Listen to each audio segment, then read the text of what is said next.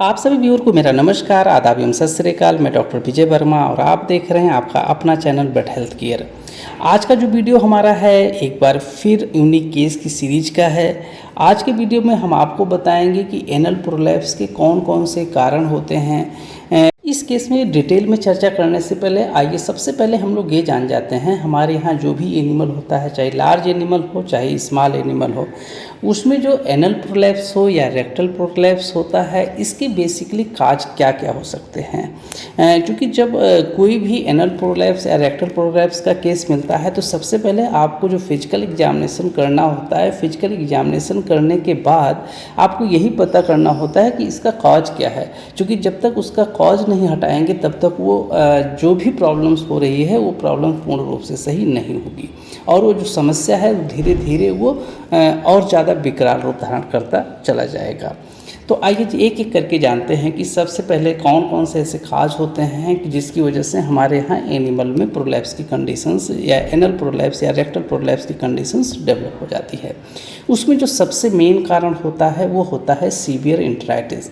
मतलब अगर किसी एनिमल्स में डायरिया बहुत ज़्यादा हो रहा है तो उस केस में आपको एनल प्रोलैप्स या रेक्टल प्रोलैप्स को देखने को मिल सकता है।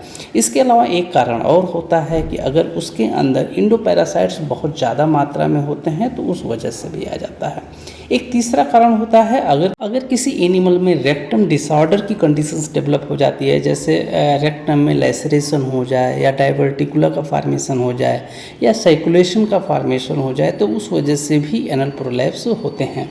इसके अलावा जो फोर्थ काज है, अगर किसी एनिमल में न्यूप्लेसिया ऑफ द रेक्टम की कंडीशन डेवलप हो रही है तो उस वजह से भी एनल प्रोलैप्स या रेक्टल प्रोलैप्स होता है। पांचवा काज है, अगर किसी एनिमल में यूरिथियसिस कंडीशंस डेवलप हो रही है तो वहाँ भी होता है। छठा काज है, यूरिथ्रल ऑब्स्ट्रक्शन की कंडीशन डेवलप हो रही है तो उस वजह से भी एनल या रेक्टल प्रोलैप्स होता है।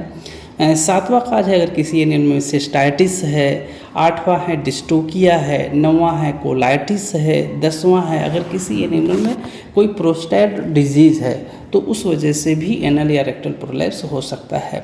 एक 11वां कारण और आप देखने को पाएंगे कि अगर कोई एनिमल बहुत ज़्यादा हीट में आ जाता है, मतलब उसकी हीट की इंटेंसिटी अगर बहुत ज़्यादा होता है तो उस केस में भी आपको एनल या रेक्टल प्रोलैप्स का कंडीशंस देखने को मिलेगा।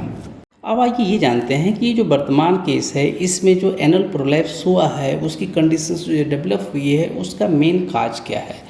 हमारे अनुसार इसका मेन काज क्या है, चूँकि पिछले 10 दिनों से ये डायरिया कर रही है तो इसमें basically severe enteritis followed by overheat. मतलब इसमें दो कंडीशन डेवलप हो रहा है, एक तो ये इंट्राइटिस वाली कंडीशन डेवलप हो रही है और दूसरा हीट वाली कंडीशन डेवलप हो रही है।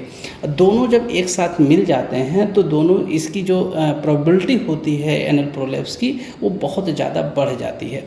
और कई कंडीशंस मैंने ऐसे देखे हैं कि अगर इंट्राइटिस के साथ ओवर हीट की कंडीशन डेवलप हो जाती है तो उस कंडीशंस में जो रेक्टम होता है उसका काफ़ी पोर्शंस बाहर आ जाता है।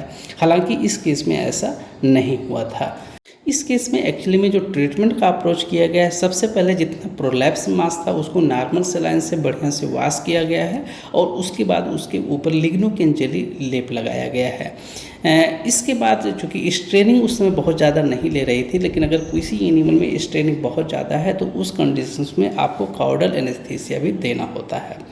इसके अलावा कुछ केस ऐसे मिलेंगे आपको जो फील्ड कंडीशंस में बहुत ज़्यादा मात्रा में निकल आता है, कंट्रोल नहीं होता है, तो उस कंडीशंस में आपको पर्स स्ट्रिंग सूचर लगाना होता है।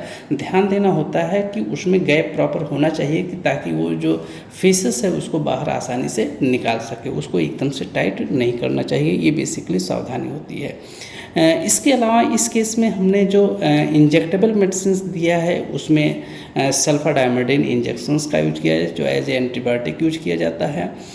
इसके अलावा स्पास्टिक का यूज किया गया है। इसके अलावा मल्टीविटामिन यूज किया गया है और इसके अलावा एक डिवर्मर यूज किया गया है ताकि अगर वर्म की कोई प्रॉब्लम्स हो तो वर्म क्लियर हो जाए। डिवर्मर में इसमें बेसिकली हम लोग एल्बेंडाजोल को सेलेक्ट किए हैं।